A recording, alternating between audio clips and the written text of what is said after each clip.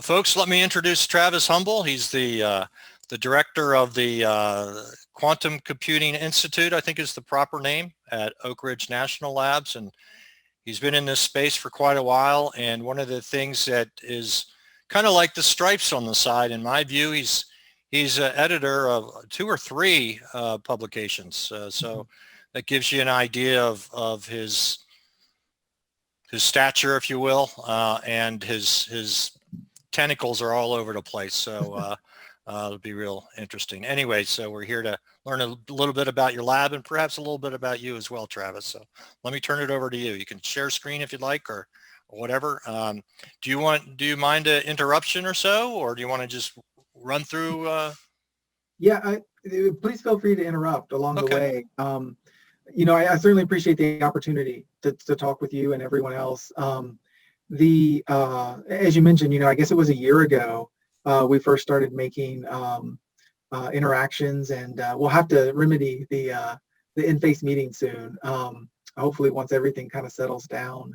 But Terrell, I do want to just acknowledge, your great help that we've formed this collaboration around a newsletter that's been going out weekly, and your help, especially with the job postings and curating those, has made a huge impact.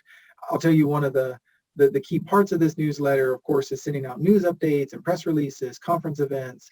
But the happiest moment I think I've ever had in association with it is when I received an email from someone that said, "Hey, I just found my next job." Sweet. Using this newsletter. And yeah, that's just, knowing that it's helping people is great. And I appreciate your help with that. Yeah, maybe we'll talk about that later, because I'd like to share the story around it for other people to consider, because it, from my perspective of how it's turned out, it's been a lot of fun. It keeps me in the game. But anyway, yeah, but that's great. Somebody got a job, found a job there. Sweet. Man. Yeah, it's a good story. Yeah. Cool. So as Terrell mentioned, I'm director of the Quantum Computing Institute at Oak Ridge. And, the Quantum Computing Institute is specific to Oak Ridge National Laboratory, or it's local to there. And it's intended to bring together all of our resources across the laboratory to address the challenges in quantum computing. And some of that's research, some of that's management, some of that's infrastructure. What I'm going to talk to you today about is a new center called the DOE Quantum Science Center. And it is one of 5 National Quantum Information Science Research Centers. I serve as Deputy Director for the center. David Dean from Oak Ridge serves as the Director. The center itself is composed of 16 institutions, and you can see their names over here located on the right. It was a competitively awarded center. It just started this past August, so just at the end of the fiscal year 2020. And it's fully operational now and up and running. And I'll tell you today about the scope of the center, some of the things that we've recognized as priorities. But before I get there, I want to tell you about how the centers themselves came to be, because I think that's an important part of the picture. So fundamentally, quantum information is a field of study that's transforming science, technology, engineering, and more broadly, society. As a field of study, we have learned new ways of discovery and innovation using quantum computers and quantum sensors. Those innovations span across many fields of science. You can see in the diagram shown here just some examples of where quantum computing and quantum technologies are expected to make very significant impacts, whether it's chemistry and modeling and simulation or predictive analysis, or in physics and studying high energy collisions or room temperature superconductivity. All of these are great examples where a quantum computer or any of the other quantum technologies could have a big impact. Now, of course, that creates new opportunities in national security as well as economic security. And this is, of course, caught the attention of many governments around the planet who are deeply vested in the idea of using quantum information as a new base for the 21st century technology. So this is kind of the subtle context of, well, why are there national quantum information science research centers? In the United States, we have a national strategy for quantum information science. It spans both the executive and legislative branches. There is a national quantum initiative. I'll talk about that more in just a moment. But its purpose there is to accelerate quantum research within the country, specifically targeting economic and national security. There's a National Quantum Coordination Office. Some of you may have seen recently they released a logo. They have worked the KET into the logo itself, so that just tells you something about the culture here. And its job is to coordinate activities across all the many federal agencies that are involved in this effort. The National Science and Technical Council has a subcommittee on quantum information science. This provides high-level stakeholders with input on the direction in which investments and technology should be developed for quantum information. And then there is a Quantum Economic Development Consortium that comes out of NIST, which is intended to enable U.S. leadership in global quantum research and development, ideally supply chain and those types of activities. Now, there's been a White House summit in which this National Strategic Overview was announced. This was back in September 2018, so almost 2 years ago. That National Strategic Overview emphasizes 6 priorities for quantum information science. The first is to choose a science-first approach. So this is somewhat different from other strategies adopted around the world in that the United States is focused foremost on the development of the science for quantum information. Other countries have actually focused more on the technology itself and set themselves specific goals for those technologies, where in the US, we are more focused on the fundamental science. The priorities to create a smart workforce, deepen engagement with industry, enable critical infrastructure, that would be things like providing quantum computers, and then of course maintain growth in the national and economic security while advancing international cooperation. So these are the 6 pillars of the United States national strategy for quantum information. Within that strategy, or perhaps motivated by it, is the National Quantum Initiative Act, which was passed in December of 2018. It is a large billion-dollar program in which it directs different federal agencies to engage in quantum information science activities. NIST is conducting R&D on measurements and standards. Of course, it has the connection to the Quantum Economic Development Consortium.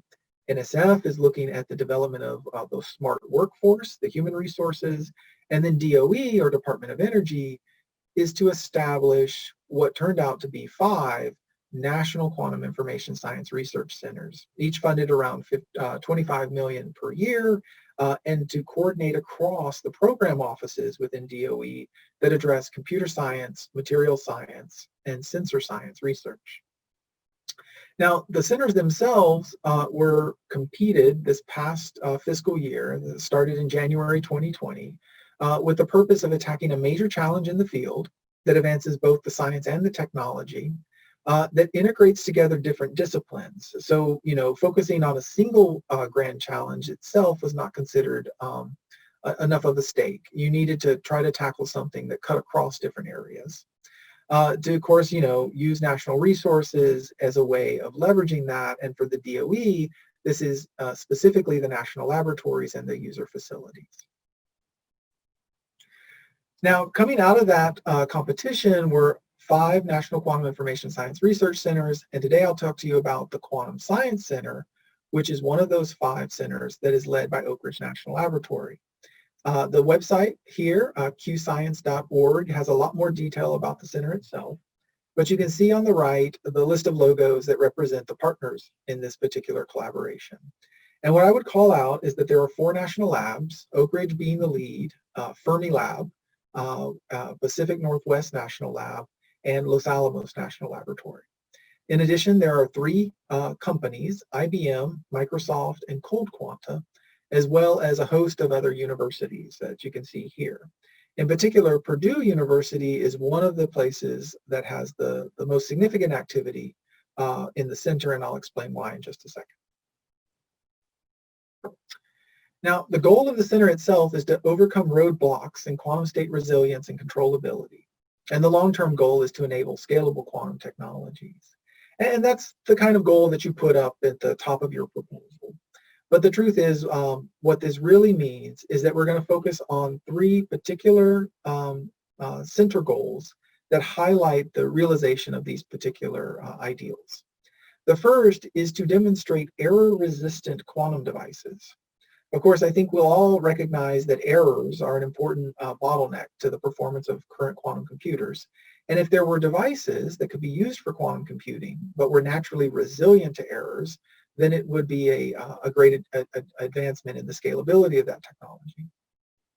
Now, our science behind this is actually based on the idea of topologically protected quantum information. That is the idea of storing information in quantum states, but not necessarily locally, but rather distributed across different sites. At the same time, we're going to pursue quantum simulation platforms for scientific applications. This, of course, is still within the NISQ regime, the noisy intermediate scale regime, but it takes advantage of current advances in quantum computing. You can think of the devices from IBM or Honeywell based on superconducting and trapped ion in order to perform scientific calculations that can give us insight into the development of the next generation platform. And some of those insights may actually be simulating topological quantum materials that can be used to build error-resistant quantum devices. And this is sort of a aspect of the center, which is that we try to link these themes of research together in a way that they support each other. The third theme is in new quantum sensing capabilities. And there we're trying to develop new sensors and new devices that can detect very weak signals. Part of this is to use that in materials characterization, which plays a role in developing error-resistant quantum devices. But then another part is to look for new forms of quantum matter. And it turns out that the search for dark energy actually squarely lies within the realm of looking for similar signatures of quantum matter in materials. And this is where our partnerships at Fermi, our partnership with Fermi National Lab actually plays an important role. As experts in the high energy physics community, they are leaders in the development of dark matter searches and therefore an important part of designing these new quantum sensing capabilities. Now, these materials that I'm talking about for topological quantum computing, they actually stand apart from other approaches to quantum computers. And I've highlighted two here, superconducting loops and trapped ions. Both of those technologies have been realized in the laboratory. They've been scaled up to relatively modest sizes on the order of tens of elements, either registers or ions. That have been manipulated and used to demonstrate some rudimentary calculations. What's notable about those particular systems is that they store information locally in the state of an electron. Whether it's the case of a trapped ion and the electron that's trapped, bound to that ion, or it's the case of the Cooper pair that represents the quantum in the superconducting electronics. In each case, the individual element of physics that's storing that information is actually highly localized. By contrast, topological qubits use delocalized forms of information. That is to say that if we're using quasi-particles, which are collections of individual elementary particles into coherent bound states, then we can actually be resilient to the types of local fluctuations that actually get in the way of other approaches to quantum computing. Now, this is a grand idea, the development of topologically encoded information, but it's also an incredibly challenging one from a synthesis and fabrication point of view. The best candidates for demonstrating these types of quasi-particles actually depend on very pure materials that have been carefully fabricated into very well-specified structures. And this is a place where Oak Ridge National Laboratory actually has an advantage, is in the development of new materials and their fabrication and characterization. Now, quantum materials for topological computing has been investigated theoretically for quite some time. In particular, there's the idea of creating what are known as anyons, which are again an example of quasi-particles, but they satisfy a very specific set of commutation rules when they are braided around each other. These particular set of computational rules or commutation rules actually form the basis for topological quantum computing. So we can design a quantum computer around the idea of braiding or braiding these anionic quasi-particles in a way that maintains this error-resistant feature. Hey, Travis? Yeah. Got a question out here. Give you a little breather as well. Sounds good. are Cooper pairs localized in the same sense as a single particle? Yeah, so in that sense, going the wrong way. Yes, in the sense that they are localized within this superconducting register itself. In fact, it depends on the design of the particular qubit, but you will form what's called a Cooper pair box, which is intended to be an electronic element where you can actually capture the pairs of electrons.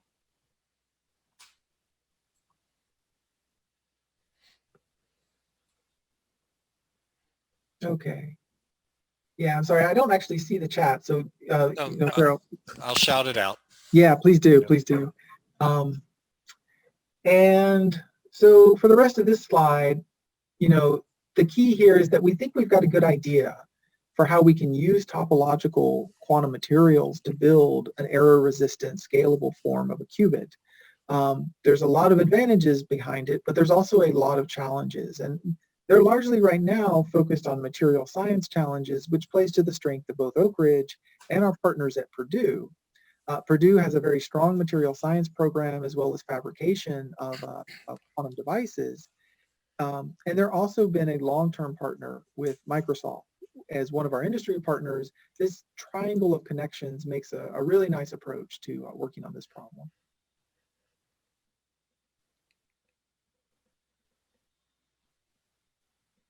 There we go. The second theme that we were looking at, quantum algorithms and simulations for scientific computing, this is largely intended to serve as a nexus in which input from the material science or the sensor science that we'll talk about in a moment are driving the development of new algorithms and applications. We understand right now that today's quantum computers are largely too noisy to scale up to large sizes that can be used for large-scale scientific computing. But they're great platforms for trying to tease out the details of what it means to be a quantum computer and what types of quantum effects actually are most susceptible to noise. And in this way, we can use NISQ devices as a platform or playground for investigating different types of quantum phenomena. And that's exactly what we're going to do. In particular, we're going to look at the development of simulations of quantum materials using NISQ devices, and then also the development of quantum sensing algorithms on those NISQ devices. And the co-design or the interaction between these two particular goals actually leads all three of our scientific themes working together towards a common outcome. Now, the third theme, quantum sensing for dark matter detection, is actually relatively, I think, exotic for me, given my background, but in fact fits nicely into the large scale picture of the search for new forms of quantum matter. In particular, when you look at the range of energies at which individual quantum matter is expected to exist, there's an expectation that we could look for a particular type of particle called axion, in which we may be able to find this wave-based nature of quantum matter. And so you see over here in this blue box, this wave dark matter is actually tuned to a fraction of a terahertz in terms of its energy region. That actually corresponds well with the same energy regions in which we're going to be investigating quantum materials for the development of new qubits. So this investigation of looking for dark matter as a form of quantum matter within the universe actually coincides with the development of new qubit technologies. So that this just makes a nice connection where we can pursue the same technology goals, but address very different scientific themes. Now, overall, the Quantum Science Center has the three thrust areas that I show here: material science, computational science, and sensor science. And that's how we're organized. We address our development of individual research and technologies in these three thrust areas. Each of them has a goal of either accelerating quantum information processing or predicting new physical behaviors or exploring the previously unmeasurable. But the benefit of the center itself is that we can have all three of these thrust areas actually work together with each other.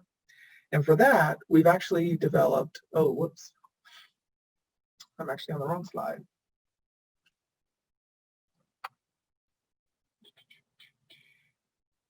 My apologies, my slides got out of order there.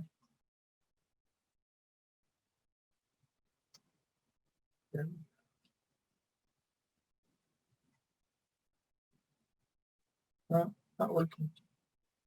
Okay, there we go. This is where I wanted to go. And for that, we're actually going to take advantage of the unique capabilities within the National Lab system. And so here, this is kind of acronym soup, but each of these represents a unique capability within either Oak Ridge or our partner organizations that has been invested by DOE in as a unique facility which offers either new types of instruments, for example, the spallation neutron source, new types of computers like the Oak Ridge Leadership Computing Facility or the NERSC facility, new types of instrumentation like CINT or CNMS, which are optimized or built for fabrication and synthesis, and then the National High Magnetic Field Facility. All of these are key instruments that are necessary to pursue the types of goals that we've defined. And the benefit of the center is that it actually links together each of these facilities to address these individual thrust areas. However, at the heart of this, though, is linking together the fundamental science that we've developed to actually output something that's worthy of the investments made by the government in such a large effort. And for this, we focused on S&T innovation, in which fundamental science undergoes a series of transitions from devices and prototypes, which are exploratory examples of how fundamental concepts can be used, into applications and systems which represent the deployment of those ideas, perhaps not in a practical setting, but more in an evaluation setting, so they can then generate feedback that feeds into the fundamental science that drives future generations. Importantly in this innovation chain is that the systems concept is something that can be transitioned into industry. And so we view technology transfer of these ideas as an important part of what the Quantum Science Center does in order to address the overall mission of the National Quantum Information Initiative, which is to bolster U.S. economic competitiveness and national security. So this will be my last slide. I just want to emphasize that the purpose of the Quantum Science Center is to, build this new quantum economy from the ground up. By overcoming key roadblocks in quantum state resilience, controllability, and scalability, we're actually able to address three important goals for quantum information: predicting new behaviors of chemical and physical systems, enabling new quantum sensing capabilities, and accelerating quantum information processing. Of course, that vision depends on a lot of different factors. One is the technical research that I've tried to describe today, but then there's also the strategy, the science, the people, the facilities, and the management integrated all together in order to deliver the center work itself. So with that, I'll stop and just thank you all, and of course, open it up to any questions about the Quantum Science Center, and then of course, anything else that's going on in the world of quantum. Thank you, Travis. The microphones are unmutable, so please, anybody? Now's your chance. His billing rate goes up after this day. This is a unique opportunity, I think. I'm kind of using this, Travis, as a crash course in national laboratories in general, because I haven't ever really gotten an understanding or like even a briefing on how they work. I'm curious if you can share a little bit. I mean, obviously, a lot of this is funded by the government, but because of all the industry connections and ties, like, is some of the financial burden shared among the companies too? Do the companies contribute into the national lab? Yeah, I'm just curious about the structure. Oh, no, I think that's an important question. Let me start first just giving a little bit of orientation on the national labs, because I think that is a unique concept. And then I'll talk about the industry involvement, because that is something that's happening. So Oak Ridge in particular is a Department of Energy FFRDC, federally funded research and development center.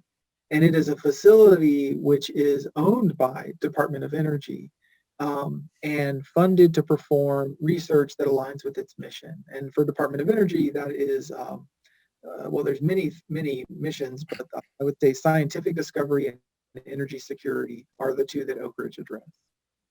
It's one of the laboratories for DOE itself, and then there are other national laboratories that report to the Department of Defense, the Department of Commerce through NIST, and I think those are the three main agencies.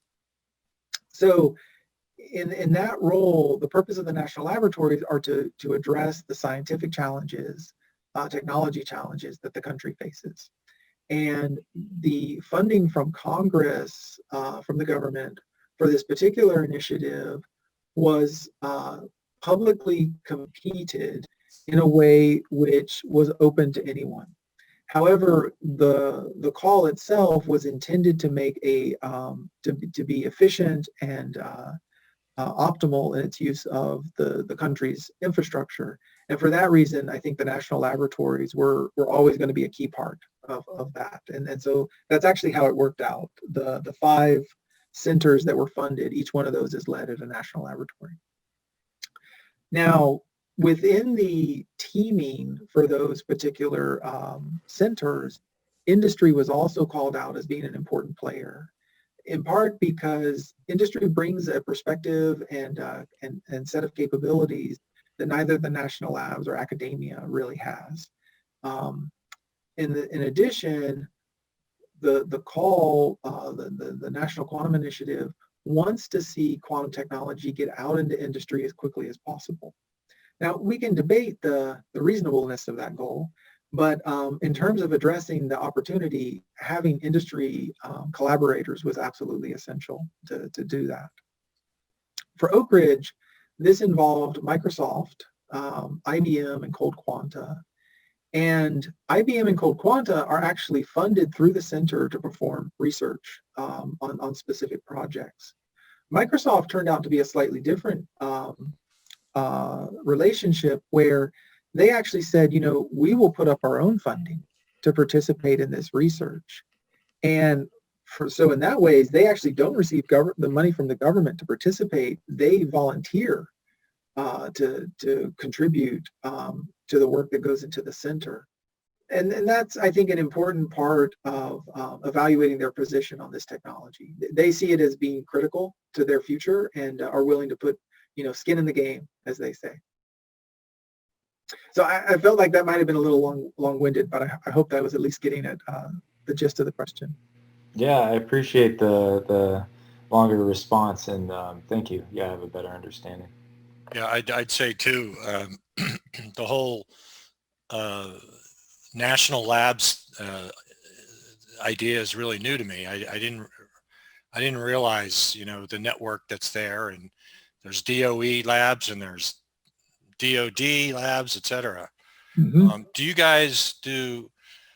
I mean, you had that diagram there where the labs are connected and that sort of thing. Do you cross? Like, you're in DOE, do you guys have projects with DOD type of labs? Yeah, that's a great question.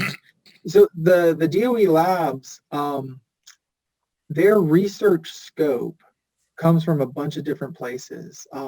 All of it has to be authorized by Congress and Department of Energy. A lot of it is directed specifically by Department of Energy's offices. So Office of Science, Office of Fossil Energy, there's multiple offices. And that direction, you know, normally sets the agenda for what the laboratory works on. But in addition to that, the laboratories are available, I guess is the right word for this, to work with other parts of the United States government as well as industry itself. And so we do collaborations with Department of Defense, NIST, NASA, I mean, probably every agency that you can think of. In addition to that, we have, normally there's some type of CRADA or other type of cooperative research agreement with industry partners. It really depends on what they're trying to accomplish. What I have seen, though, is that the national labs tend to be valued because, one, they oftentimes have access to infrastructure that simply is not available outside of a government-funded effort. The supercomputers that the countries have is largely stationed at the national laboratories. Oak Ridge has the Summit supercomputer, fastest computer in the country, and it used to be in the world until China's own national computing facility took first place this past summer. And then, of course, the national laboratories actually serve as a nexus for other research collaborations. As you saw in the slide, we have, I think, a dozen university partners that come through the center itself, and then, of course, individual partnerships on research programs are often funded by DOE. So yeah, it's a very vibrant system of collaboration. Got a question here in the chat from Jamie. He's one of our regulars. How would you, Travis, how would you compare the 5 new centers that have sprung up in the U.S. with the 6 centers of excellence in Australia around quantum initiatives?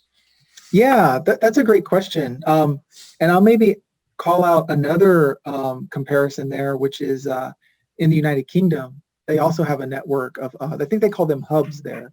The one thing I learned recently about Australia is that it does not have a national program linking together its quantum research strategy. I was listening to Andy talk about this at Quantum 2020. We're talking about the conference that's happening this week. Australia does not yet have a national strategy, and so in that sense, I believe the hubs are the ARC centers of excellence there are largely independent. I think they come, well, I shouldn't speculate, but the research that's being done there, I think, is still fundamental, still basic, very similar to the DOE quantum centers, which are largely driven by this science-based approach. What I would consider more of a contrast is the UK model, which appears to be more focused on technology itself. The hubs that have been designed there are largely focused on the communication or the computing or the sensing as fundamental outcomes from researching quantum effects. And I think that might be a little bit of a difference. Do you guys have joint projects with other countries in your center? Let's just say, let's keep it. Yeah. Okay. So within the Quantum Science Center, we do have 2 international collaborators. The first is actually the Quantum Simulation Hub in the UK. They are called, I think, Quantum Computing and Simulation, so QCS, which is the part that always gets me flipped around because we're QSC. And then we also collaborate with CERN on the high energy physics and development of quantum computing for simulations of high energy physics calculations. Got a question from Akash. Can you elaborate why the focus is more on fundamental science rather than technology at the Quantum Science Center? Yeah, so the simple answer is that the national quantum strategy is focused on fundamental science. It's largely tailored to invest in and develop quantum from the ground up. So in some ways, I feel like that's positioning ourselves to say, well, we don't think it's quite ready to translate into practical applications. And I completely agree with that. The other advantage I see to focusing on the science is that we need to spin up the workforce in quantum technologies and quantum science. And I think, the science first approach naturally leads itself to an education mission and a training and development. It would be almost impossible, I think, in the United States to jump into trying to, say, build a quantum network, but without having yet trained any quantum engineers or quantum scientists to even design that network or build the components behind it. So for lots of reasons, I think that the quantum, the science first approach actually fits the United States a lot better and fits where we are in the development of the technology at the moment. Speaking of networks, well, do you guys have any interaction with, the Chicago hub or whatever, that group there? Because I know they're building a quantum network in Chicago, right? or That's around right. Chicago? Yeah, in fact, Chicago, Argonne National Lab. Argonne, okay. Yep, they're actually one of the other 5 centers, and they are heavily involved with the Quantum Chicago Exchange, which I guess I view as an industry group that's localized in Chicago and connecting together different universities and stakeholders in that area. We do not work directly with Argonne, but of course all the 5 centers are trying to figure out how to coordinate with each other. So that's an important thing going forward. Argonne's technology, as best as I can say at the moment, is largely based on semiconductor materials. So, conventional silicon qubits or nitrogen vacancies. They have a large collaboration with Intel. In fact, Ann Matsura last week at the Quantum Week gave a nice presentation where she talked a little bit about how Intel is going to set up a test bed within the Argonne Center for silicon qubits. And so I think, that's another exciting development. Our strategy focused around the topological quantum materials is largely using, I'd say novel semiconductors and superconductor systems. So there may be some transfer eventually, but for the time being, they're starting off very different. Got a shout out from Jamie Gill, thanking you for your work at IEEE Quantum Week. Oh, thank you, Jamie. I appreciate that feedback. I remember. Yeah. Well, I was going to say that we were just talking about that at the start, how we still have to catch up on all the things that we didn't get to see during when it was live. So I remember seeing Jamie at one of the talks there. I noticed him. He's all over the place, that guy. Can I get a little more about Travis Humble, the scientist? Yeah, sure. So yeah. Yeah, I mean, are you, to what degree, let's start at the top. To what degree are you like doing administrative stuff and organizational stuff? And to what degree do you have in your hands and, moving this foundational science forward nowadays? Yeah. I happen to be in a good place when quantum computing took off over the last, I'll say 5 years or so, which is a lot of organization became necessary to get people together, and that has been a great experience. Whether it's the Quantum Science Center or Quantum Week or the newsletter we were talking about, all of those have been great opportunities to connect people together, and I find myself doing a lot of that. But I have to, of course, balance that off with my role as a scientist. I have a small group of students and postdocs that I work with, probably on the order of a dozen or so, doing research projects. And in fact, I was worried about being late to this one because a postdoc of mine is working on numerical simulations of the Quawa algorithm, which is a quantum optimization technique. And we're looking at solving the max cut problem, which is an important graph theory problem.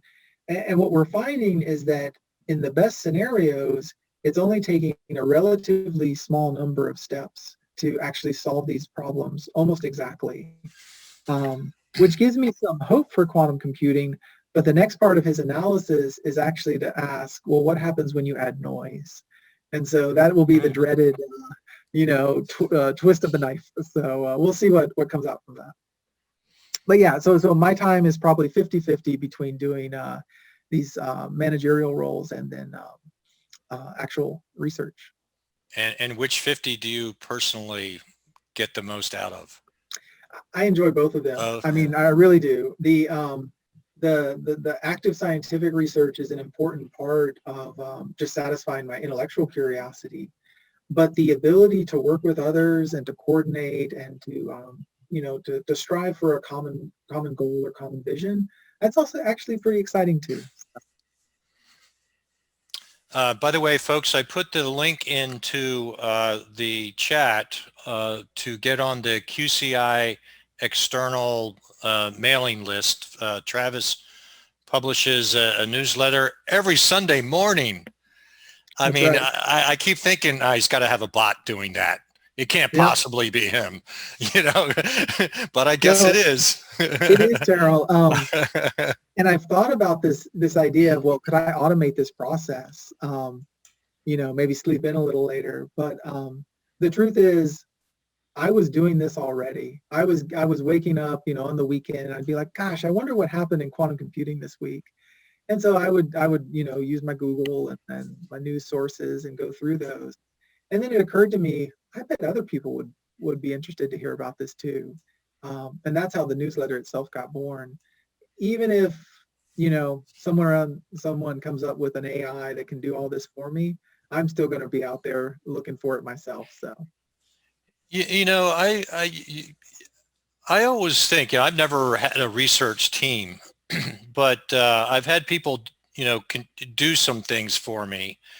And I find my gut's telling me that if you remove yourself too far, you're going to miss a lot of the juice. I mean, so I've been working with Travis's newsletter, I guess a few months now. mm-hmm. What I do, I keep track of the job listings for the newsletter. And one of the reasons I do that is because now I have a view. I could tell you a story, how the story is played out when it comes to jobs over the past, I don't know, 5 or 6 months, whatever it's been. I could tell you, oh yeah, IBM, 2 months or a month and a half ago just flooded the market with job requests, and this and that and that. The point is that if you step back too far and you don't get your hands in there like you do with the newsletter, I think it would be harder to tell the story, in a first person perspective. You could probably articulate. How long have you been doing the newsletter? We're coming up on the end of the 7th year. 7 years? Yeah. So you could probably articulate personally, the story of quantum's development and news events. So I think it's really valuable to keep your hands in there on such things. Well, and I think you'll know this, that in terms of the amount of information that the newsletter is distributing now, it's getting dwarfed by job postings because the area itself is, growing so quickly, and there's so few available qualified people that, in some ways, demand has, outpaced supply. So. Absolutely.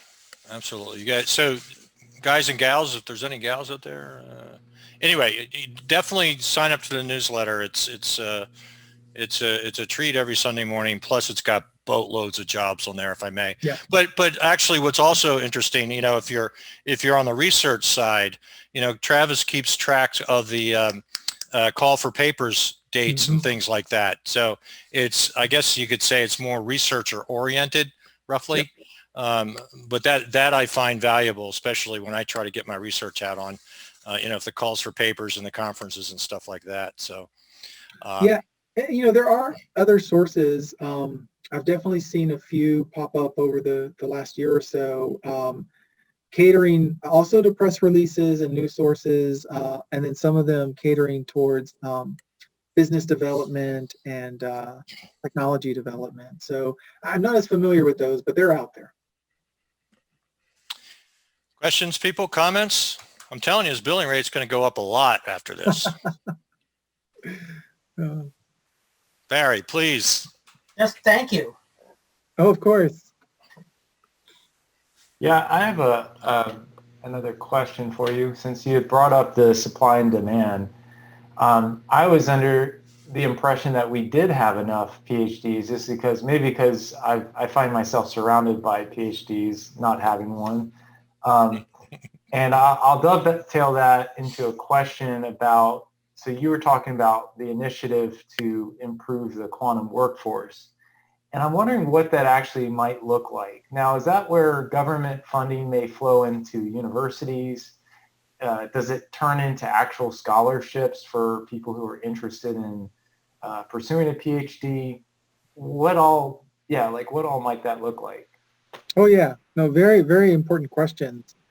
Some of this is playing out right now.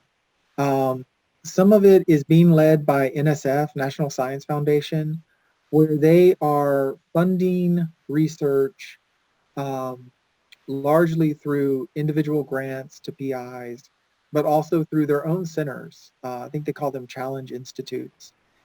And those are intended to be large scale, by academic standards, large scale investments that pull together different disciplines to address, common problems. And that I think is the piece that gets to your first question, which is there are lots of highly qualified people in the United States that can work in science and technology, but most of the time they have not been exposed to the background necessary to understand quantum information concepts.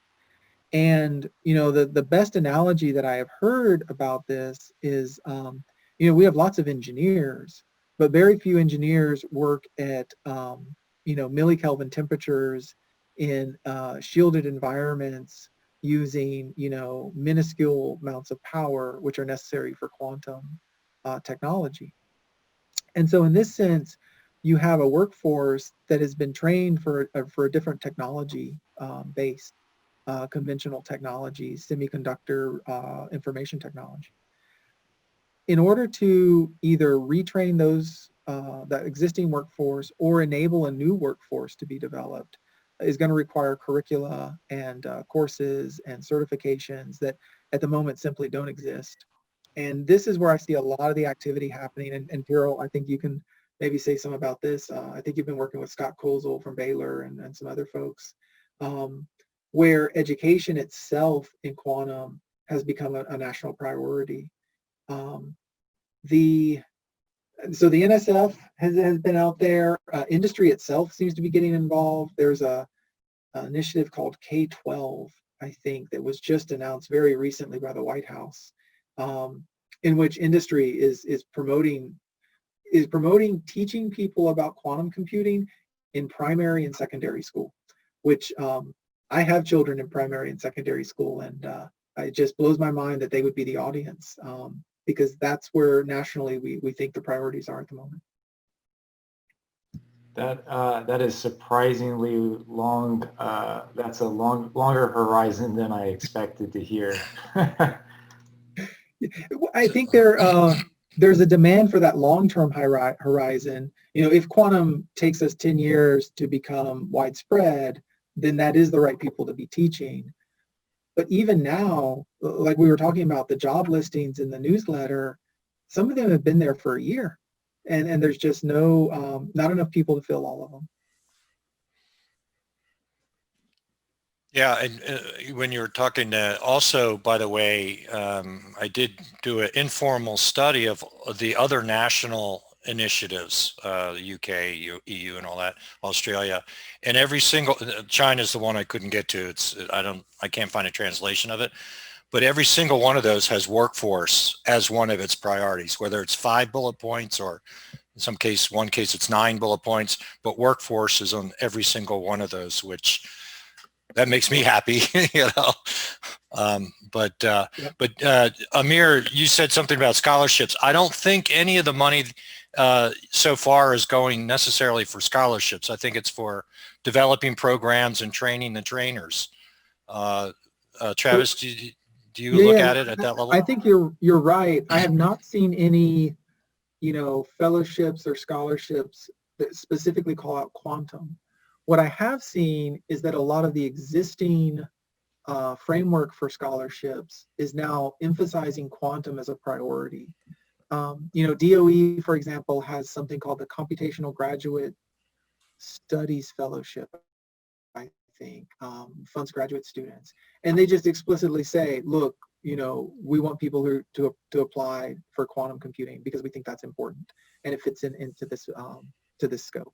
I've seen the same thing from NSF and their mathematical and physical sciences fellowships. So I think some of it is that quantum itself is just creeping into everything as opposed to specific call-outs. Yeah, that's a shame. It's just creeping in everywhere. Oh boy. What's the quote from the movie? Do you guys just put quantum in front of everything? Yeah, pretty much. So. Well, it messes with your Google search because there's a couple personnel agencies called Quantum and a couple other things Quantum that just messes with me. Anybody else? Questions, comments? Bing, Lalit, Joe? I've got one, and I guess we'll end here.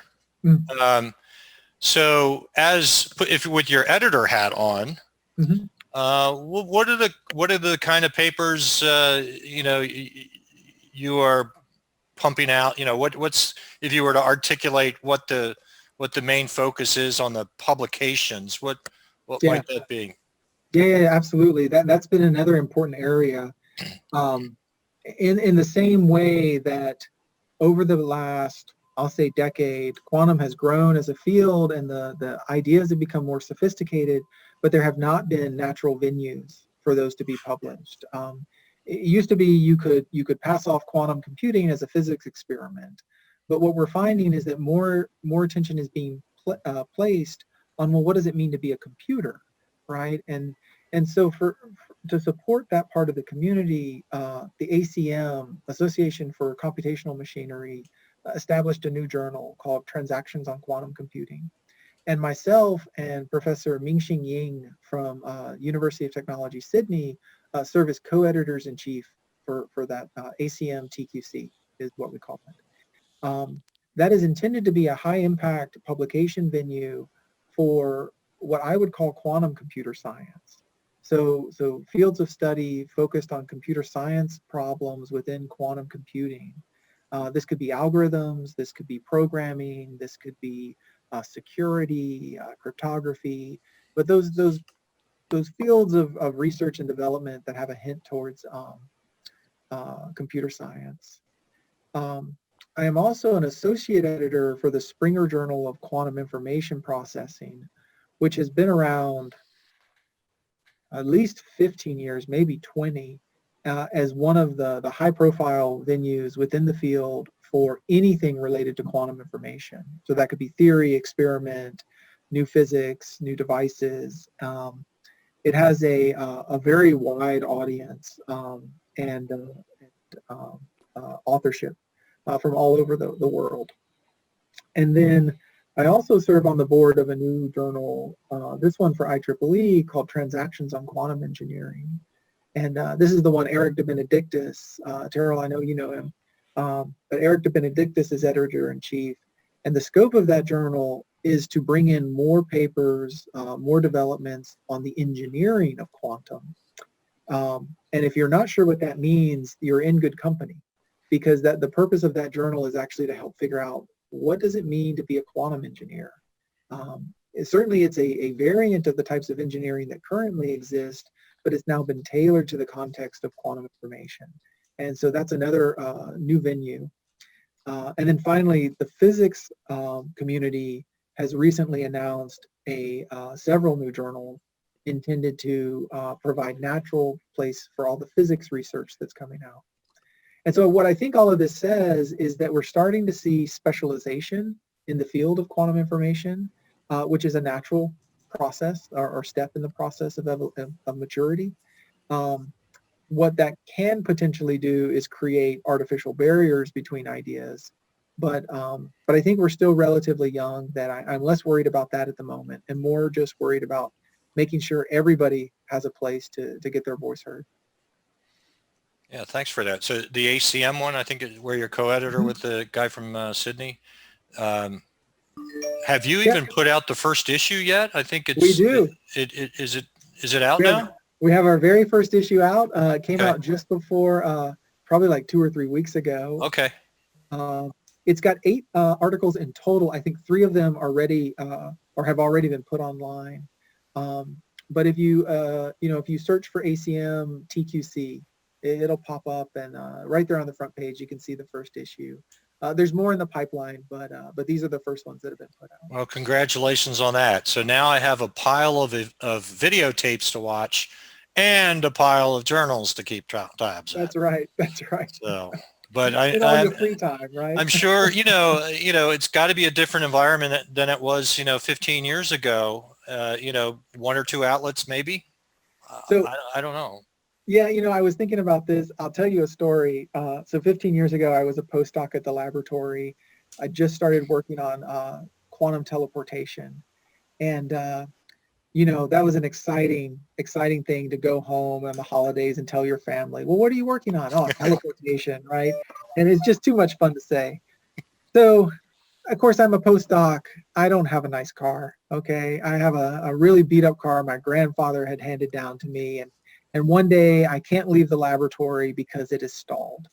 I don't know what's wrong with it. And so I get this guy, picks me up, and I'm hitchhiking basically, and he's taking me to the front gate so I can get picked up. And along the way, I asked the guy, like, oh, well, what do you work on? He goes, oh, I work on fusion energy. I was like, oh, fusion energy. Oh, isn't that a joke, right? Fusion energy is the energy of the future, and it always will be. And he's like, yeah. But that's not funny. And so he's like, well, what do you work on? I was like, teleportation. Poor man just started laughing so hard he almost drove off the road. And I just felt so, humbled and modest in the face of the fusion energy guy, telling me that I needed to find something more realistic to work on.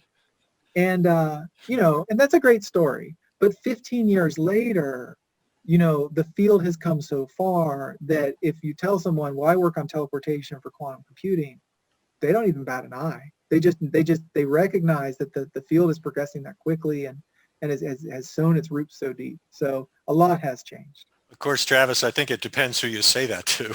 Okay, fair enough. And hopefully, hopefully that ride you took there was a short one, because that probably that could have been a 3-hour adventure, a 4-hour tour, as they say in Gilligan's Island. Right. Anyway, all right, great, thank you, Travis. I really appreciate it. It's nice to get to know you a little bit, other than through email. And thanks again for all the work you do for the community, because that 50%, you got a lot of output on that 50%. I don't know the other 50% personally, but I could just imagine how productive that might be if the 50% I can measure is so good. I'm sure the 50% I can't yet measure is pretty good. Oh, I appreciate it, Terrell. Yeah, it keeps me busy and off the street and out of the pool hall, so to speak. So I'm doing okay. Plus, you got a family, it seems, too. So. Yep. All right. It's all about balance. All right. Thanks again, Travis, and everybody else. We'll see you all next time, whenever that is. Great. Thanks for coming by. See